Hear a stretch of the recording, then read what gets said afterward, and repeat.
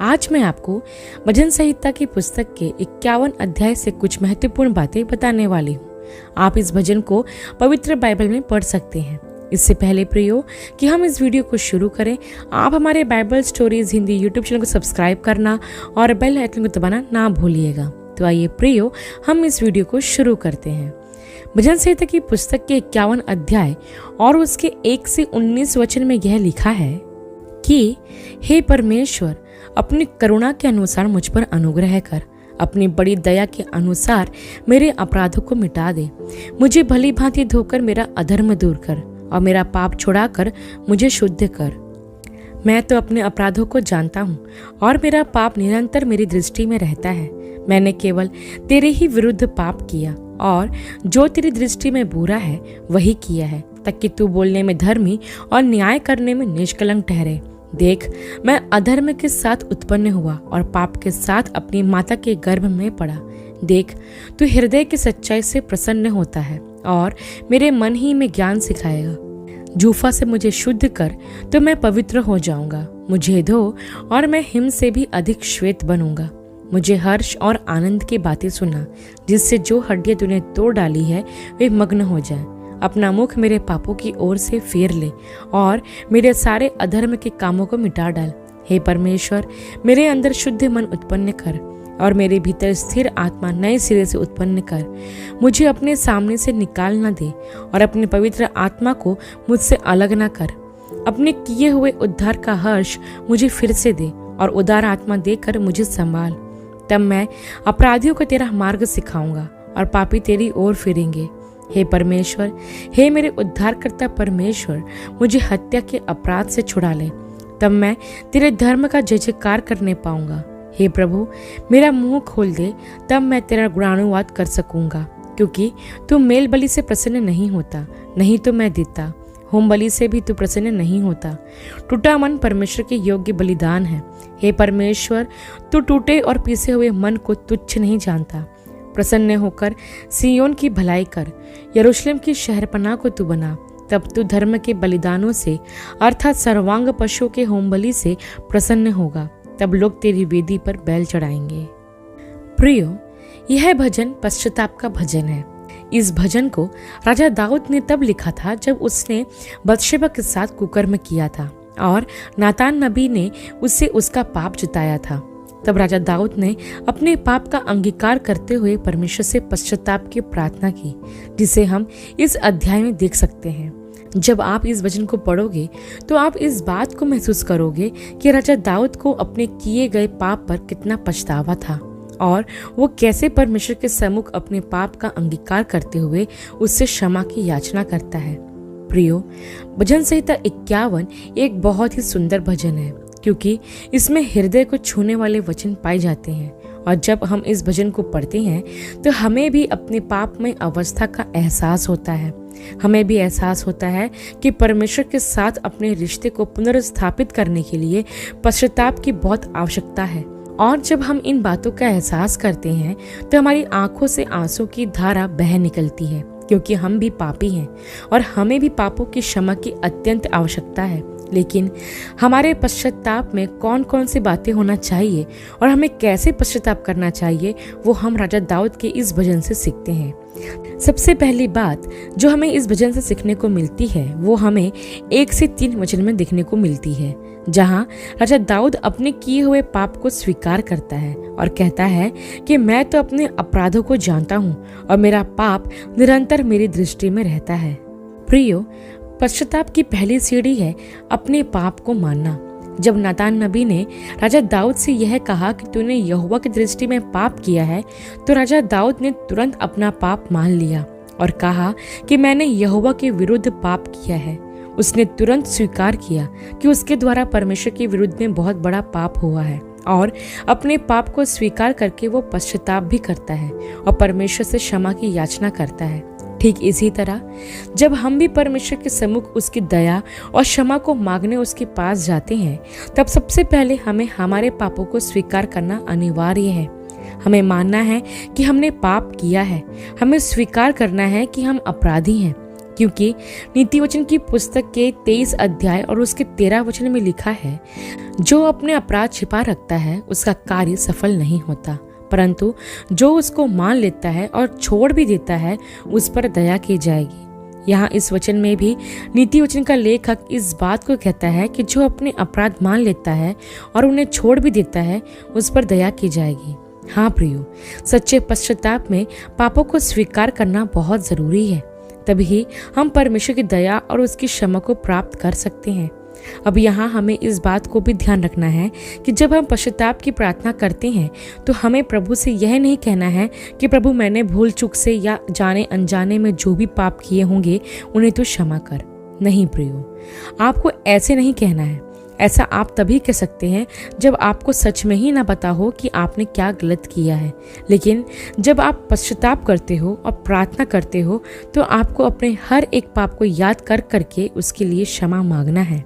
आपको याद करना है कि आपके द्वारा कौन कौन से पाप हुए हैं। जैसे राजा दाऊद कहता है कि मैं अपने अपराधों को जानता हूँ और मेरा पाप निरंतर मेरी दृष्टि में रहता है।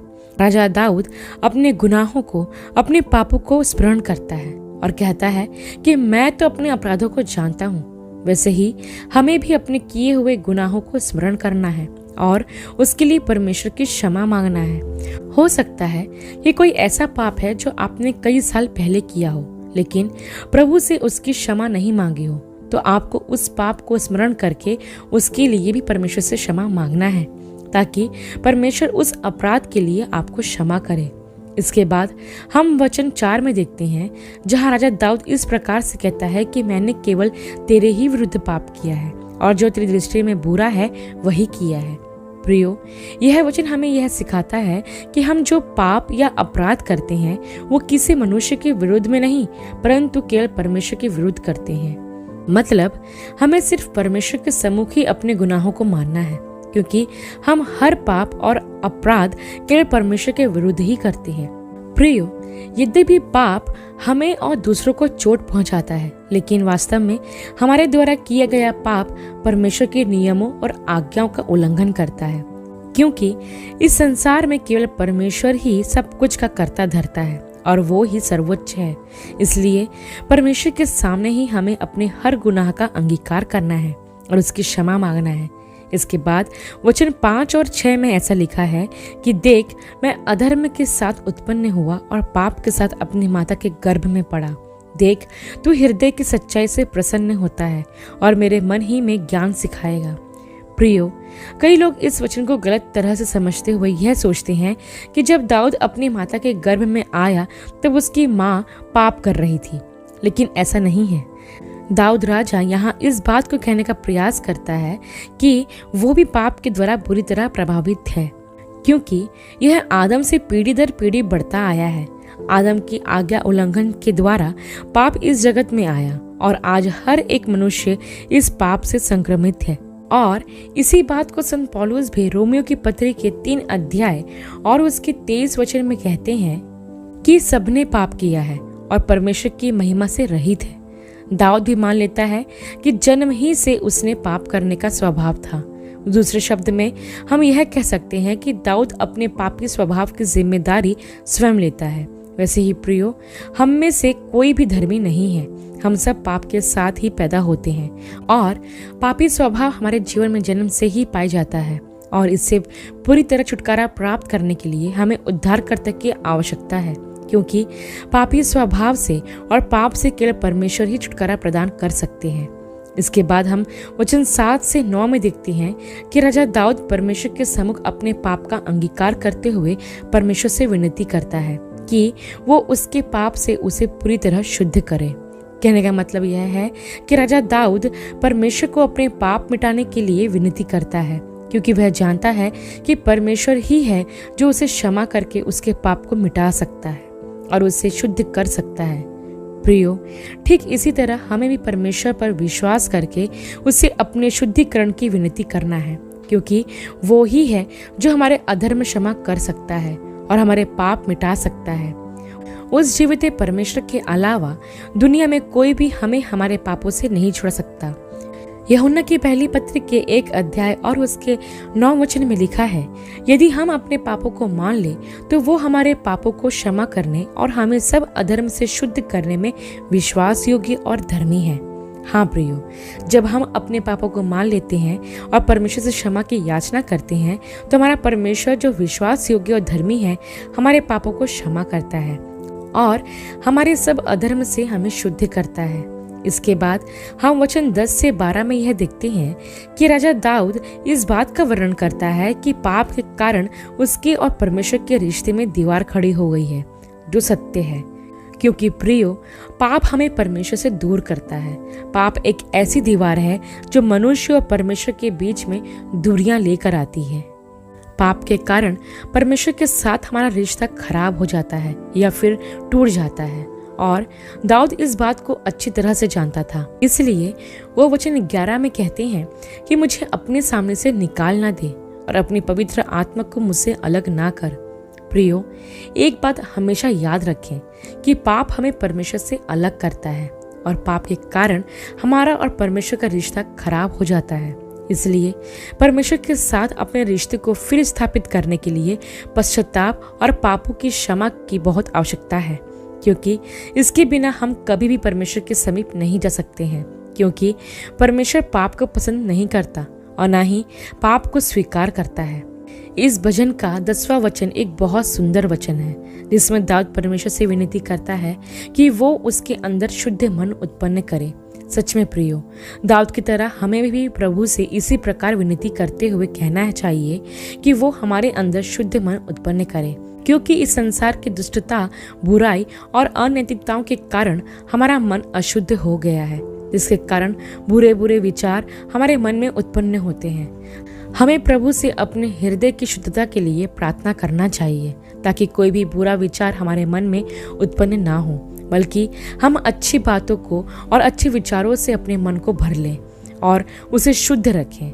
इसके बाद हम वचन 13 से 19 में यह देखते हैं प्रियो कि राजा दाऊद इस बात की प्रतिज्ञा करता है कि जो कुछ भी परमेश्वर ने उसके जीवन में किया है उसके लिए वो परमेश्वर का गुणानुवाद करेगा, उसको धन्यवाद देगा और उसके लिए बलिदान चढ़ाएगा तथा उसके कामों का वर्णन दूसरे लोगों के साथ करेगा। इसमें जब आप वचन 17 को पढ़ते हैं तो आप वहां पाते हैं कि राजा दाऊद एक बहुत सुंदर बात कहता है जो हर पीढ़ी के लोगों के दिल को छू जाती है। वो कहता है कि टूटा मन परमेश्वर के योग्य बलिदान है। हे परमेश्वर, तू टूटे और पिसे हुए मन को तुच्छ नहीं जानता। प्रियो, जब दाऊद इस वचन को लिख रहा होगा तो मैं यह मानती हूँ कि वह टूटे मन के साथ इसे लिख रहा होगा। अपने पाप पर उसे बहुत अफसोस था और उसका हृदय उसकी इस गलती के कारण पूरी तरह टूट चुका था। उसका हृदय पश्चाताप से और शोक से भरा हुआ था और इसी टूटे और पश्चातापी मन के साथ वो परमेश्वर से प्रार्थना करता है और विश्वास करता है कि परमेश्वर उसके इस टूटे हुए मन से की गई प्रार्थना को स्वीकार करेगा और उसे क्षमा करके उसके अपराध को उससे दूर करेगा। प्रियो, ठीक इसी तरह जब हम भी अपने टूटे और पश्चातापी मन के साथ परमेश्वर के सम्मुख अपने अपराधों की माफी मांगने के लिए जाते हैं तो विश्वास रखिए, परमेश्वर कभी भी आपके टूटे मन को तुच्छ नहीं जानता। राजा दाऊद कहता है कि टूटा मन परमेश्वर के योग्य बलिदान है और सच में प्रियो, परमेश्वर के सम्मुख किसी भी अच्छी से अच्छी वस्तु से कई ज्यादा उत्तम और मूल्यवान बलिदान हमारा टूटा हुआ मन ही है।